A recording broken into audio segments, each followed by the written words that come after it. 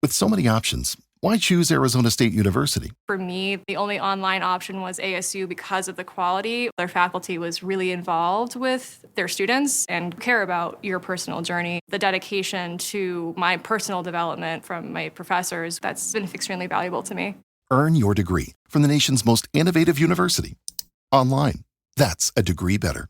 Explore more than 300 undergraduate, graduate, and certificate programs at asuonline.asu.edu. Bienvenidos a Sonidos de Psicología, el podcast del Colegio Oficial de la Psicología de Madrid. Un espacio para entender la psicología y el mundo que nos rodea. Muy buenas, bienvenidos de nuevo, bienvenidos a Sonidos de Psicología. Volvemos con un nuevo programa y creo que hoy traemos un artículo, con una metodología un tanto especial, ¿verdad? Así es, hola Álvaro, hola a todo el mundo. Este es el segundo programa del año de Sonidos de Psicología. Esperamos que el anterior os haya gustado y además esperamos que le hayáis prestado atención porque el anterior programa, como escuchasteis, hablamos de la metodología observacional en psicología, un tipo de metodología para realizar estudios, ¿no? Y hoy traemos un estudio justo que utiliza esa metodología para plantear quizá una de las grandes dudas que se ha tenido en el desarrollo de la formación en psicología, ¿no? Que es, ¿cómo aprenden los terapeutas y los psicólogos sanitarios y los psicólogos clínicos a hacer terapia si no es haciendo terapia? Claro, que efectivamente en el otro podcast vimos un poco el cómo, pero ahora ya lo vamos a aplicar, ¿no? Esta observación. Vale, efectivamente, te pregunto yo a ti, ¿cómo aprenden? Bueno, pues este es un tema complicado porque al final cualquier tipo de tarea y mantenida durante el tiempo lo que requiere es entrenamiento. Ninguna tarea se aprende en un solo ensayo, o por lo menos ninguna tarea compleja se aprende en un solo ensayo. Entonces, claro, a hacer terapia al final es como casi cualquier otra cosa, se aprende haciéndola. Uh-huh. Pero estamos jugando con la salud de la gente, estamos jugando con su bienestar, cuando hablamos de jugar, por favor, que se me entienda que no es tal, estamos tratando con esas problemáticas. Entonces, no podemos lanzar al ruedo, ¿no? Porque eso puede tener consecuencias a veces muy graves o muy importantes para la vida de la gente. Entonces se desarrollaron diversas estrategias, sobre todo lo que se denomina supervisión clínica. Claro, entonces, efectivamente, como parte de ese control, ¿no?, que se le hace a estos terapeutas noveles, ¿no?, novatos, ¿no?, pues se les supervisa un poco, entiendo que para controlar un poco y para que vayan aprendiendo a lo largo de las sesiones. Es así. Esto hay varios tipos de supervisión, pero generalmente la más común, la desarrollada desde los modelos cognitivo-conductuales y que se han desarrollado muchos otros modelos, se basa en, estas personas ya están formadas teóricamente, se han formado además en role-playing, en práctica supervisada, pero con otros compañeros, o con el profesor, o con actores, dependiendo un poco del sitio en el que se hayan formado. Y sus primeras terapias son supervisadas, es decir, la persona que la recibe sabe que lo está recibiendo de un terapeuta novel supervisado y las sesiones están el otro terapeuta observándolas.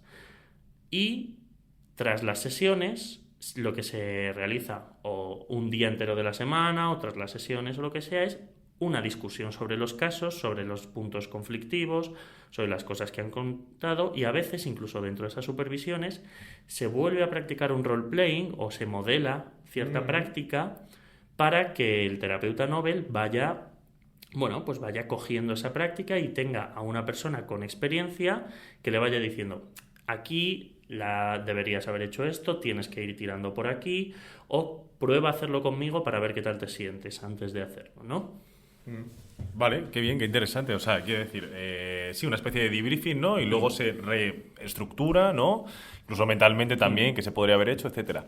Vale, ¿y cómo se une esto entonces con la metodología observacional? Bueno, pues hay varias guías, guidelines, guías de práctica, ¿no?, de cómo se debe realizar esta supervisión. Uh-huh. Lo ha publicado la APA, hay varios manuales bastante buenos, y esta supervisión se da mucho y sobre todo en las clínicas de práctica universitaria. Casi todas las universidades en este país que dan psicología tienen una clínica propia, que es donde muchos estudiantes reciben becas para formarse en la práctica clínica.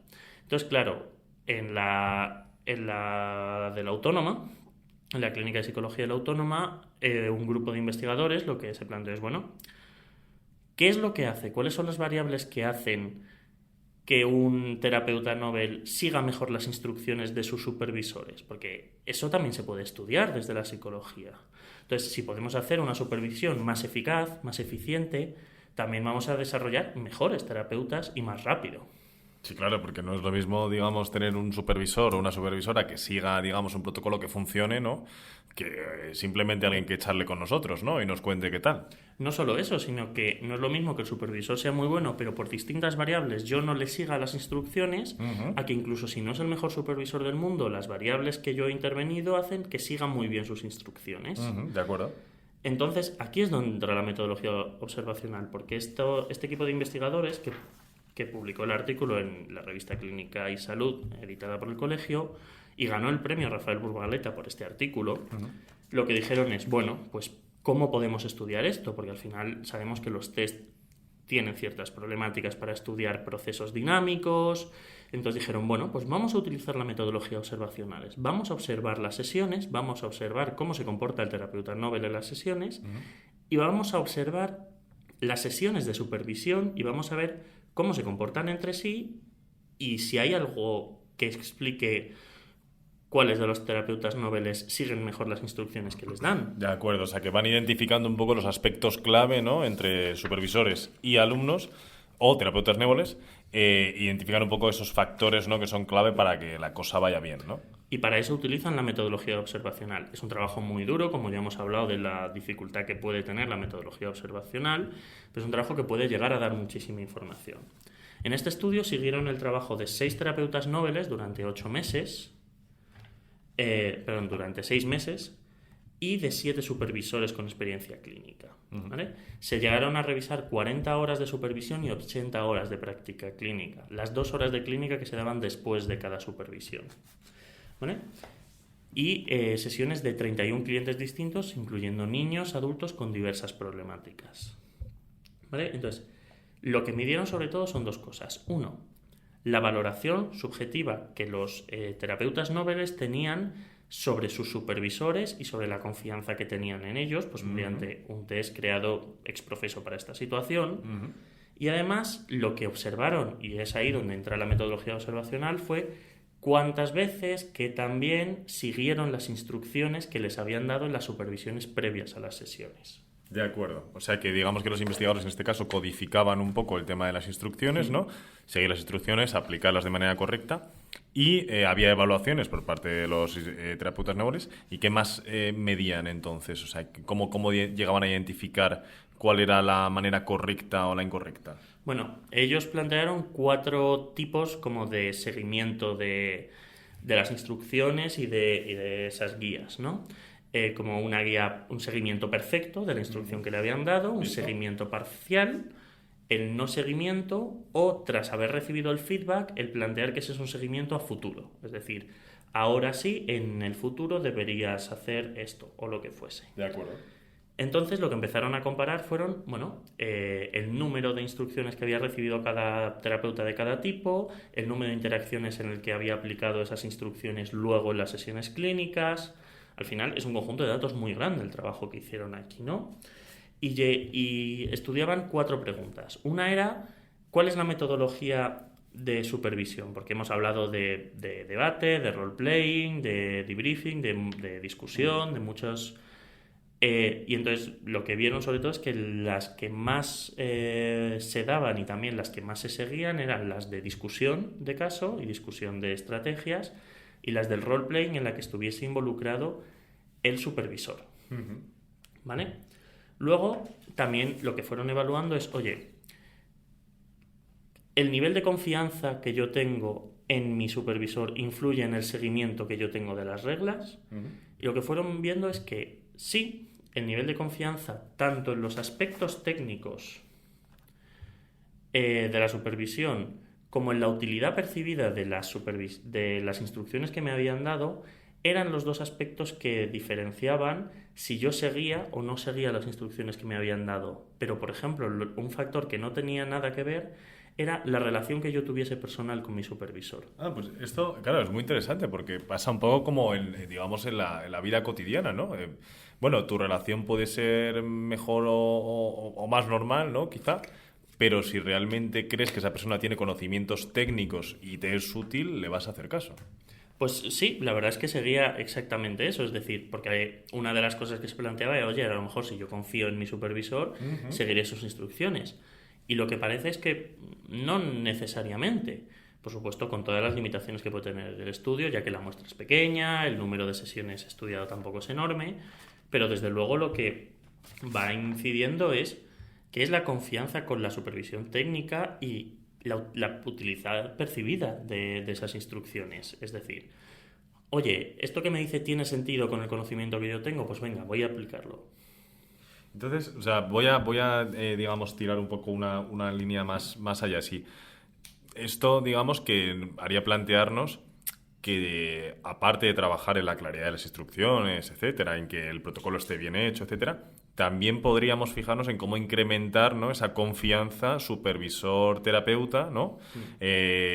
O en cómo mostrar mejor los conocimientos técnicos que tienen los supervisores para que esos terapeutas confíen más en ellos y sigan mejor las instrucciones. Exactamente va de eso, es decir, al final, cuanto antes un terapeuta desarrolla estas habilidades y estas capacidades, es cuando ese terapeuta va a convertirse en un terapeuta eficaz y funcional y va a poder ejercer y ayudar a la sociedad sin necesidad de estar supervisado.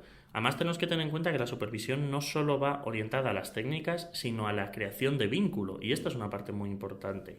Porque si yo tengo que seguir instrucciones para la creación del vínculo, más vale que las instrucciones que me den yo las siga.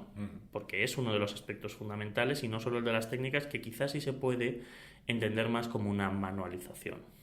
Y Julio, a nivel un poco ya más personal, ¿cuál es el aspecto que tú consideras importante o que hubieras considerado importante en tu etapa de inicio, cuando empezaste? Pues en mi caso sería la crítica, el justo precisamente esto, ¿no? El que la instrucción que me diesen fuese crítica y no fuese, por supuesto, completamente justa y completamente honesta, pero que tuviese en cuenta, oye, yo estoy aprendiendo, pero estoy tratando con temas importantes y esa instrucción tiene que ser técnica y a la vez que técnica, crítica. Es decir, no caer en que el tecnicismo omita la responsabilidad que yo estoy teniendo en el trabajo con esa persona. Visto. Yo creo que hay veces efectivamente que se nos olvida y hay que poner nombres también, ¿no?, a esas situaciones, porque todas las situaciones de las que hablábamos, supervisiones, tienen un nombre de un terapeuta, un nombre de un supervisor y un nombre de un paciente, ¿no? Es así, entonces, por eso también queríamos traer este estudio. Este estudio os lo vamos a dejar, como siempre, en la descripción. Podéis acceder a él y leerlo. Pero sobre todo es, una manera de aplicar la metodología observacional que hemos planteado antes, pero también el responder a ciertas preguntas que a veces no nos hemos planteado, que es, los terapeutas tienen que desarrollarse y crecer, pero tienen que hacerlo de la manera correcta. Sí, yo creo que además nos quedamos un poco con ese mensaje también de lo importante que es confiar en las habilidades técnicas y sobre todo para aquellos que estén iniciándose pues en la terapia clínica y en cualquier otro tipo de trabajo que requiera cualquier tipo de supervisión al final, ¿no? Exactamente. Os animamos a seguir escuchándonos y muchas gracias por el acogimiento de estos últimos programas. Muchas gracias a todos. Gracias, Julio. Hasta luego. Hasta luego. Esperamos que hayas disfrutado de nuestro podcast. Puedes acceder a todos los contenidos a través de iVoox, Spotify, Apple Podcast, Google Podcast, canal YouTube y en la web del Colegio Oficial de la Psicología de Madrid. Te esperamos en el próximo episodio de Sonidos de Psicología. At Arizona State University, we're bringing world-class education from our globally acclaimed faculty to you. Ranked #1 in innovation for 10 consecutive years and #2 among public universities for employability, ASU isn't just ahead of the curve, it's creating new paths to success. Earn your degree from the nation's most innovative university. Online, that's a degree better. Explore more than 300 undergraduate, graduate, and certificate programs at asuonline.asu.edu.